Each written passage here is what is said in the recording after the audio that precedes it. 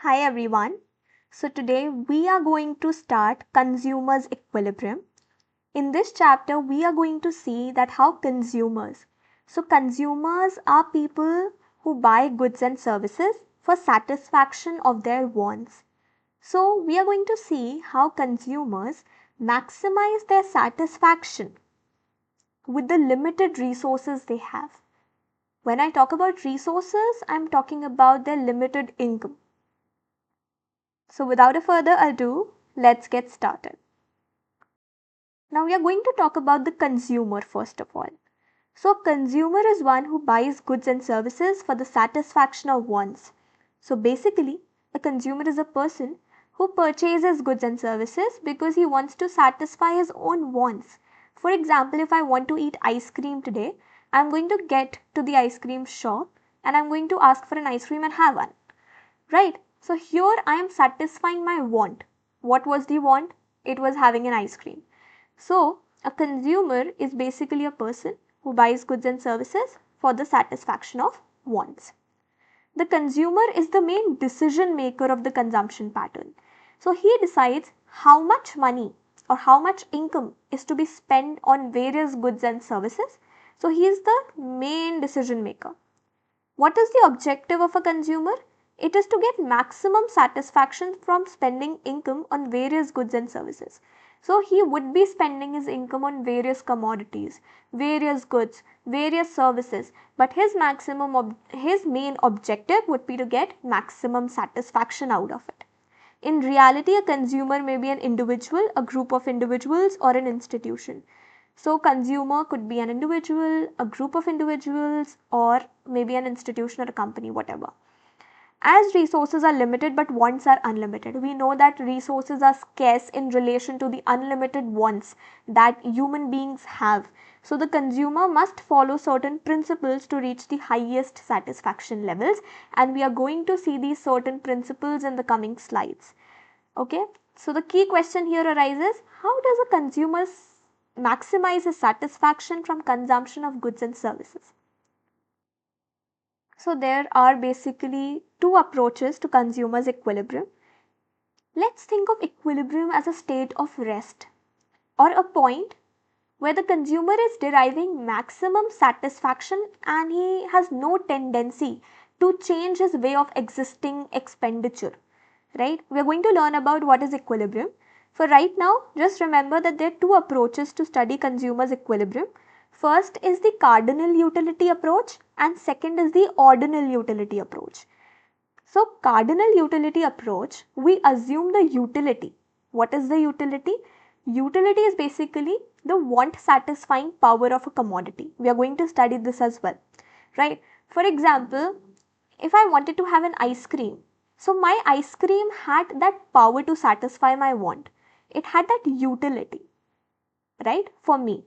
So that is what is utility. So here in the Cardinal Utility Approach, utility is assumed to be measurable in exact numbers, right?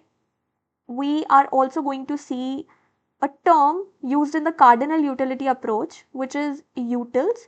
So we basically assign utils, right, for the utility derived from a particular commodity or a good, right? So utility is measurable in exact numbers. That means we can measure it in numbers, utils or money, right? There are two approaches again we are going to see here. It uses the concept of total utility and marginal utility. We are going to read about it, and the consumer compares MU with price to reach the equilibrium. So if the consumer has to reach the equilibrium, which as I told you, that it is a position where the consumer is deriving maximum satisfaction. If he wants to reach at that equilibrium position, he would compare the marginal utility. Here MU is marginal utility with price. We are going to see this. Then we are going to talk about the ordinal utility approach. We are going to talk about indifference curve and budget line, right? So utility here cannot be measured in exact numbers. It can be only ranked, okay? So first, second, third, fourth, like that. It uses indifference curves and budget line, okay? Consumer reaches equilibrium where the budget line is tangent to the highest indifference curve. We are also going to learn about it, right? So let us move forward. So in this video, we would only be covering Cardinal Utility Approach, where we are going to see that utility can be measured in terms of numbers or money, right? Alright, so concept of utility. So utility refers to the one satisfying power of a commodity. I've already given you an example of an ice cream. It is the satisfaction actual or expected derived from consuming a commodity. So basically, when I'm having that ice cream, what kind of satisfaction it is giving me, how much satisfaction it is giving me, is termed as utility. Utility differs from person to person, place to place, and time to time. So maybe if I say that I'm getting almost 20 utils, okay, 20 utils from consuming that ice cream, and you also might be having the same ice cream, and you would say, no, I would assign only 10 utils to it. That means that I am deriving more utility, right, from that ice cream as compared to yours. So it differs from person to person. It also differs from place to place and time to time. In the words of Professor Hobson, utility is the ability of a good to satisfy a want, right? Higher utility does not mean greater usefulness. Example, liquor may have higher utility for an alcoholic despite being harmful. So we talk about liquor, okay? So for an alcoholic person, liquor would be giving him a maximum or a higher level of utility. But for us, it is not giving, right? So therefore, higher utility does not mean greater usefulness, right? So satisfaction is not the same as pleasure, okay? So treating a broken arm is satisfying, though not pleasurable. Obviously, because it is a mere relief from pain, okay? So satisfaction and pleasure is not the same thing. A thirsty person derives more utility from water than someone who is not thirsty. Utility under Cardinal approach is used to attain the consumer's equilibrium. Now we are going to see how is utility measured. So in the Cardinal approach, utility can be measured in utils, right, and in terms of money. So classical economists assumed utility can be measured numerically, like weight or height. Like as I assigned numbers right now, 20 utils, 10 utils, right? So what are utils? Utils are imaginary psychological units. So basically they are the units in which we can measure the satisfaction derived from a commodity, right? Used to measure satisfaction from consuming a commodity. Ice cream gives 20 utils. If chocolate gives 10 utils, the ice cream is liked twice as much, right? In money, if we talk about, so Marshall suggested that measuring utility in monetary terms, the price a consumer is willing to pay. For example, I went to that ice cream shop and I paid rupees 20 for that ice cream, right? So here I am measuring my utility in terms of the price that I am willing to pay for that commodity. So I am willing to pay rupees 20. So here we are measuring the utility in terms of money. So let us assume that 1 util is equal to rupees 1. So then ice cream, which was giving me 20 utils of satisfaction, yields utility worth rupees 20. Now what is the advantage of using, of measuring utility in terms of money? So it allows easy comparison between utility and price since both use the same unit. Okay, so let us talk about total utility now. Total utility refers to the total satisfaction obtained from consumption of all possible units of that commodity.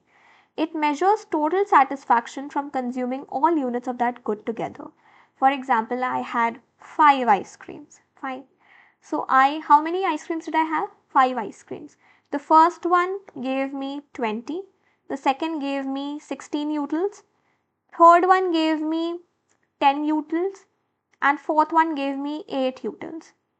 So what would be my total utility? 20 plus 16, that is 36, plus 10, which is 46. 46 plus 8 is 54. So total utility will come out to be 54 utils. So the total satisfaction which you are deriving, okay, from consumption of all the units of that good. Okay, so if I ate 5 ice creams, my total utility will be 54 utils. TU can also be calculated as the sum of marginal utilities of all units. So here basically what we are doing is utility derived from consuming the first unit of that good. utility derived from consuming the second unit of that good, till utility derived from consuming n units of that good, right? So here the formula goes TUN is equal to U1 plus U2 plus UN. Also, total utility can be calculated as the summation of the marginal utility. So this is summation, right? Summation of marginal utility. First we are going to see what marginal utility is, then I am going to come back to this formula. Marginal utility is the additional utility derived from consuming one more unit of that commodity. So for example, I had 2 units of ice cream and my utils were 36, okay? And then I ate one more unit of that commodity, which was my third unit, right? And it gave me additional 10 utils out of it, right? So 10 utils. Now what is my total utility? It is 46 utils, right? But what is the additional utility? It is 10 utils. So marginal utility is the additional utility. So 10 is my additional utility derived from consuming one more unit of the commodity. So as soon as you are consuming one more unit of the commodity, what is the addition to your total utility, right? It is the utility derived from the last unit purchased. In the words of Chapman, marginal utility is the addition made to the total utility by consuming one more unit of the commodity, right? So we can also basically show it this way, that MUN is equal to TUN minus TUN minus 1. That basically means TUN refers to 46 utils, right? And N minus 1 basically means this 36. What did we get? 10. So this is our marginal utility. Now here we talked about that there was a difference only between one unit of the commodity. When there is a difference between several units, okay, for example, see this table. Now if I want to basically get my marginal utility, but the difference between my units is not 1. For example, I want to find my marginal utility between the first and the fourth units consumed, right? So what I'm going to do is that I'm going to do delta TU upon delta Q, right? So let us see what is delta TU. Delta TU basically means that what is the change in your total utility from the first to the fourth unit. So how are we going to find the change? We are going to basically subtract 50 minus 20, that is going to get me 30, divided by what is the difference between my units, 4 minus 1, that gives me 3. What is my marginal utility going to be? It is going to be 10. Okay, so this is another formula for calculating the marginal utility. Also, let us see from this figure itself the formula for TU, which is TU is equal to summation of MU. So when I am adding 20 plus 16, I am getting my 36. When I am adding 16 plus 10, right, so 20 plus 16 plus 10, right, all the three numbers, I am getting 46, right. When I am adding all the four numbers, I am getting 50, right. So that is how total utility is the summation of the marginal utilities. So now let us see this table itself. So these are some, this is the ice cream example, okay. We have been given the units of the ice cream, marginal utility, total utility, and we have been given some remarks. So as we are consuming the first unit of the commodity, the marginal utility that we are getting is 20, which is the same as the total utility, right.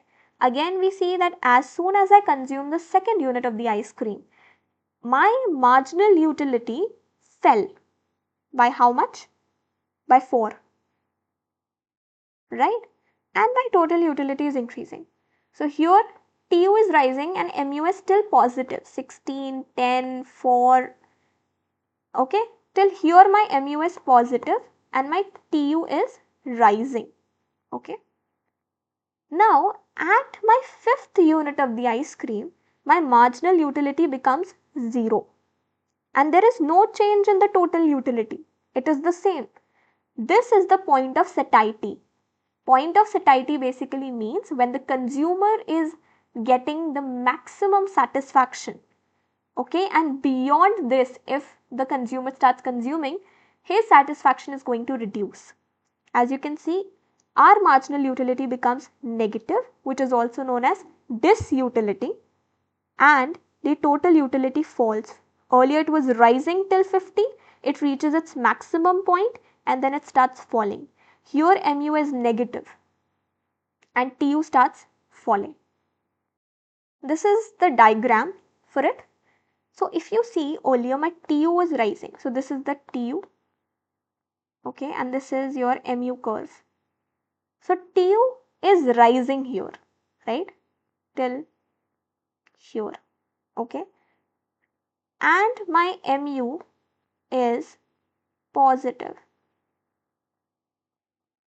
okay, mu is positive till my 4th unit of ice cream, right. As soon as 5th unit comes, my mu becomes 0 and my Tu is maximum. It has reached its maximum point. Beyond that, my Tu is falling and my mu becomes negative, which is disutility. Fine. So as long as mu is positive, Tu would be rising, which is still the 4th unit of the ice cream. As soon as mu becomes 0, Tu would be maximum, and as soon as mu becomes negative, disutility, so Tu would fall. So this is the relationship between Tu and mu, right? I just explained it, that Tu rises while mu is positive, Tu is maximum when mu is equal to 0, and Tu falls when mu is negative. Now let us talk about the law of DMU, which is law of diminishing marginal utility. This is a very important concept in consumer's equilibrium. So let us study it. So law of diminishing marginal utility states that as we consume more and more units of a commodity, the utility derived from each successive unit goes on decreasing. We have already seen that our marginal utility from every other unit was decreasing. So as we consume more and more units, there we were consuming more and more units of ice cream, right? So the utility which was being derived from every additional unit was kind of decreasing, right? So this is what is the law of DMU. It was first given by German economist H. Gossen. Therefore, it is also known as Gossen's first law of consumption. Now, people spread income over a variety of goods because consuming more of any one good reduces its marginal satisfaction. So, people do not consume the same good, okay, again and again. They prefer choosing alternatives, right? So, this is also called the fundamental law of satisfaction. This is another name for it, or fundamental psychological law. So, it has total 4 names: law of DMU, that is the diminishing marginal utility, Gossen's first law of consumption, fundamental law of satisfaction, or fundamental psychological law. So let us see this example. This is a very interesting example. Your father's first glass of juice gives great satisfaction, the second gives relatively less. Eventually mu drops to 0 and one glass brings disutility. So they are just saying the same thing, that as we consume more and more units of the same commodity, the satisfaction that we derive from each additional commodity, it goes on decreasing. Now we are also going to see the law of DMU through a schedule and a diagram, but before that we have to understand that it has some assumptions. First is the cardinal measurement. So utility can be measured and expressed in quantitative terms such as 1, 2 and 3. Okay. Second is monetary measurement. So utility is assumed to be measurable in monetary terms as well. So it can be measured in terms of money. Okay. Reasonable quantity. A reasonable quantity is consumed, right? Example, a glass full, not a spoonful of water, right? So sometimes what happens is that if you are drinking water with a spoon, so every additional, spoonful of water is going to give you more utility. So here your utility won't decrease. So a reasonable quantity is consumed. Fourth is continuous consumption. So consumption is a continuous process without long gaps between units. So you're continuously consuming, because if you're having ice cream maybe in the day, okay, and again you're having ice cream at night, maybe the ice cream that you have at night gives you more satisfaction as compared to the day, right? So the consumption should be a continuous process. No change in quality. Quality of the commodity consumed is assumed to remain uniform. So every additional unit of the commodity should be uniform, right? It's not like that you're having a simple vanilla ice cream and thereafter you ask somebody to put nuts and toppings to your vanilla ice cream.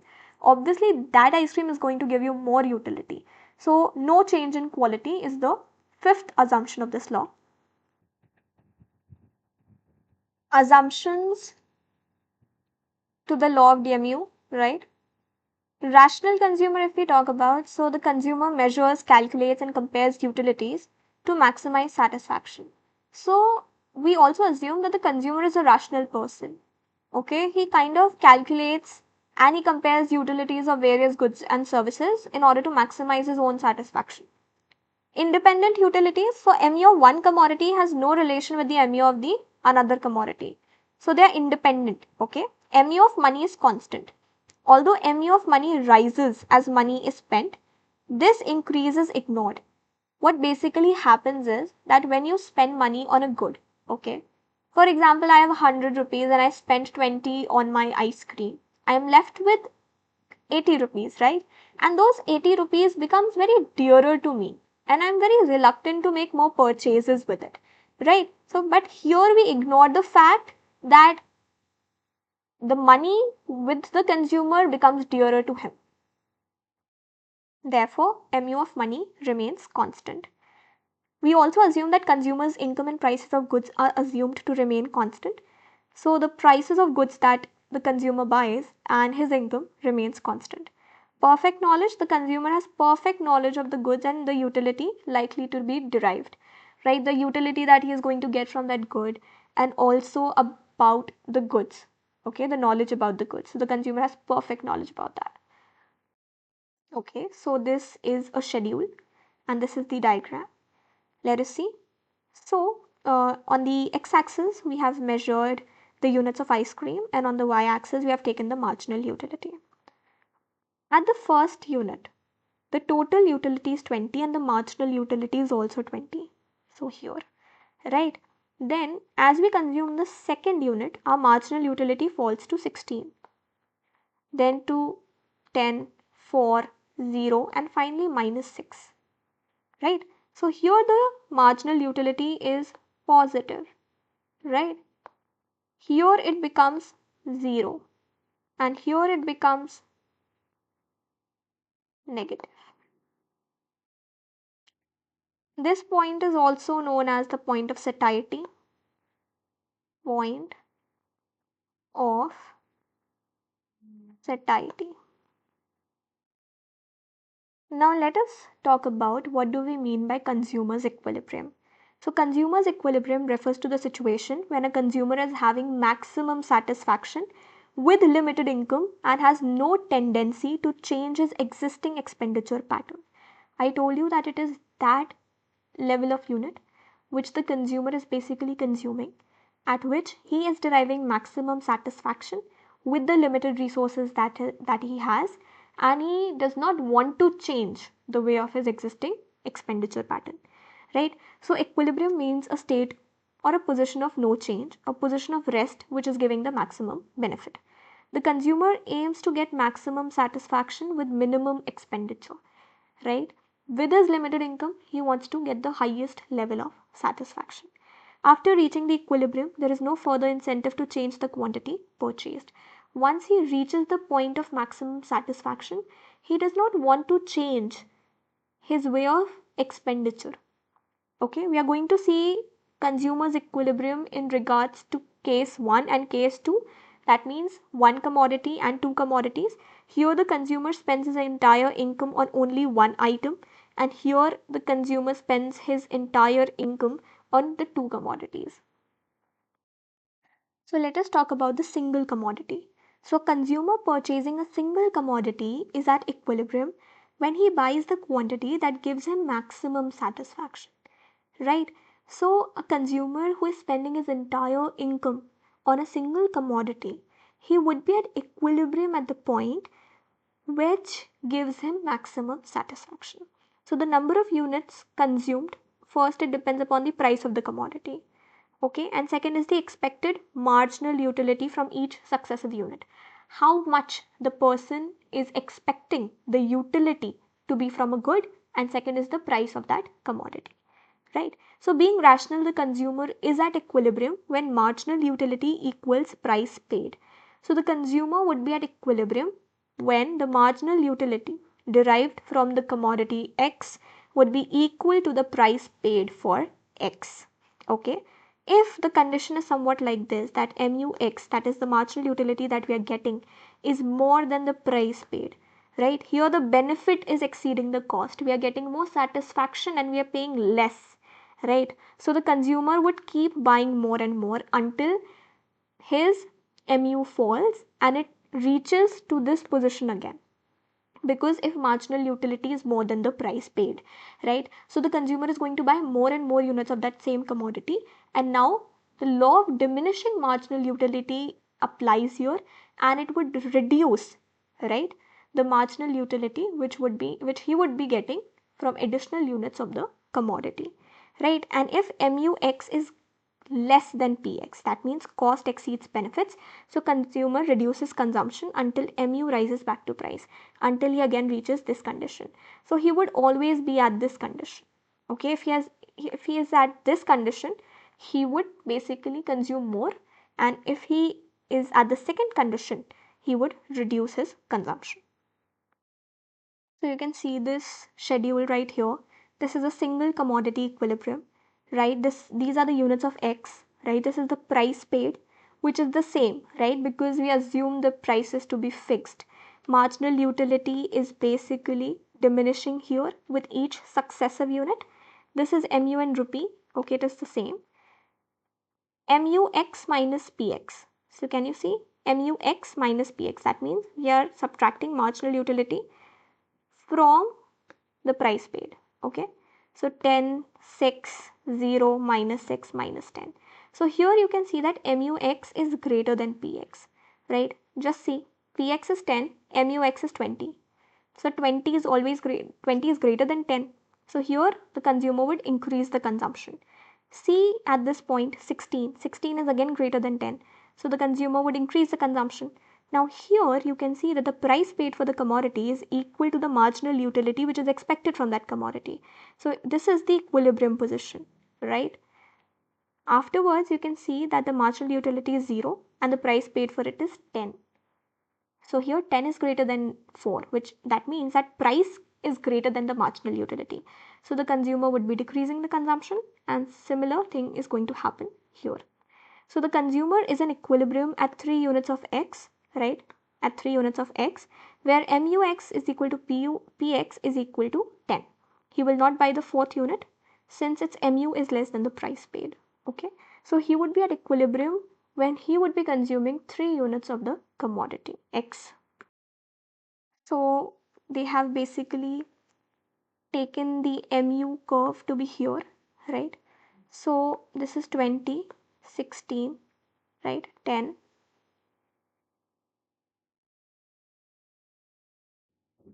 This is 4 and this part is 0. This is not a point, and this is minus 6. Fine. So can you see that the price paid rupees 10, right? And the marginal utility is also 10 right here. So they are intersecting. So this point is your consumer's equilibrium.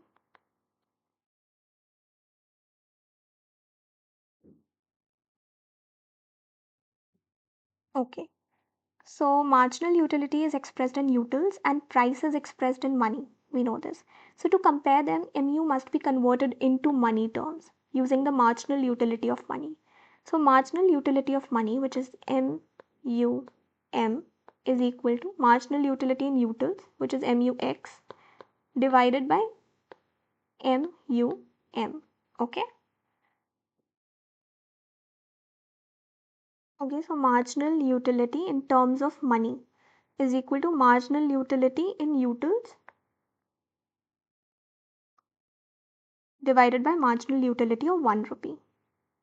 So it can also be stated as like this: MUX upon MUM is equal to PX, right? We can bring PX here.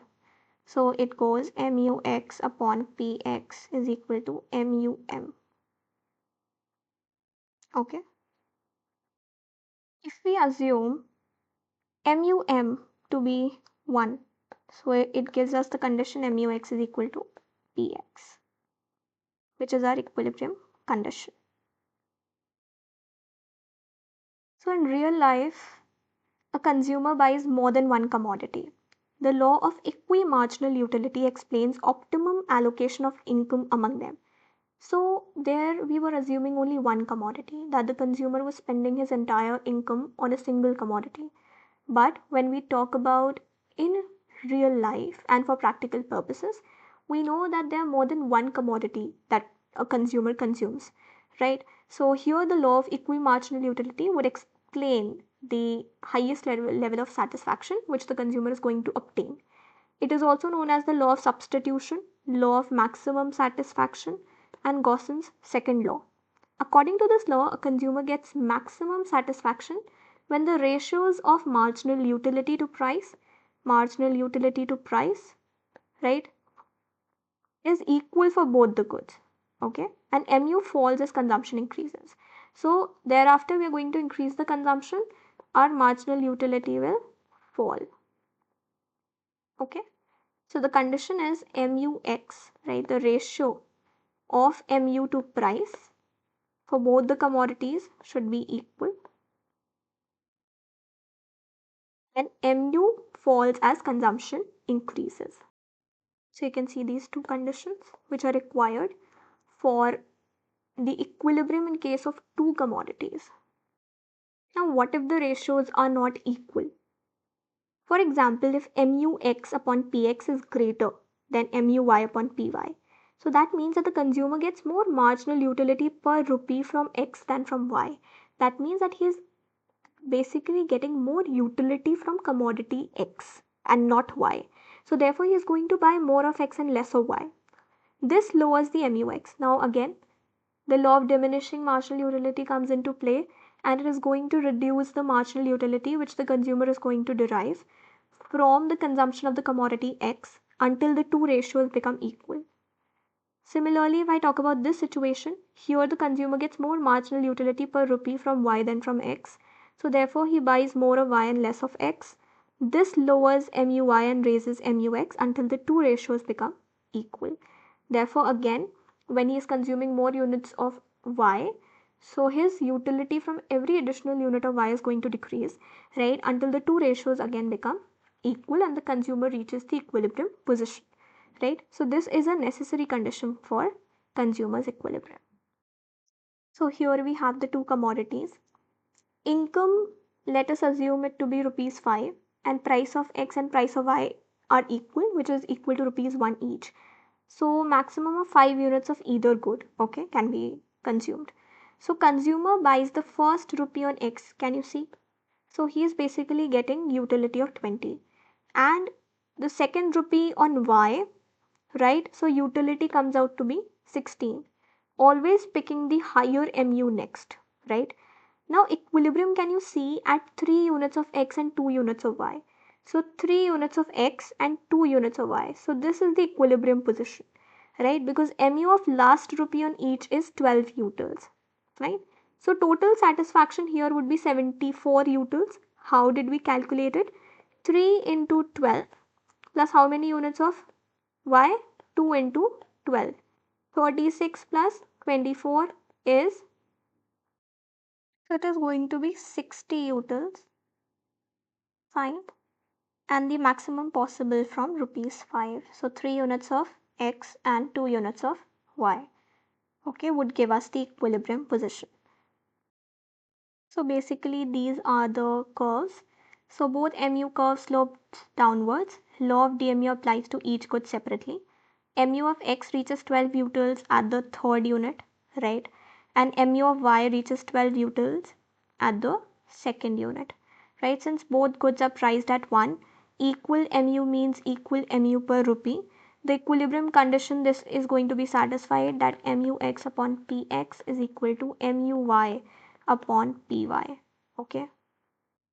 You could also make the curve to be something like this. Instead of putting both of them right on the same y-axis, you can take the marginal utility for the commodity y to be here also. You could intersect it here and it is going to go like this: 0, 1, 2, 3, 4 and 5, right? So your equilibrium is going to come somewhere here. Okay, here your mu(x) upon px, right, is equal to mu(y) upon py. So what are the limitations of the utility analysis? So it is assumed that utility is cardinally measurable, right? That means it can be expressed in exact units like 10, 20, 30. But utility is a feeling of the mind and there is no standard measure of what a person feels, right? So it is a psychological phenomenon and we cannot quantify that phenomenon. Hence, utility cannot really be expressed precisely in numbers. This is the key limitation of the cardinal approach. And this limitation motivated economists to develop the more realistic ordinal utility approach, which is covered next. So in this video, we are going to cover only till the cardinal measurement of utility. I hope all the concepts were really clear to you. If you have any doubts or questions, you can always comment below and I would love to help. So let us meet in the next video. Till then, take care and bye.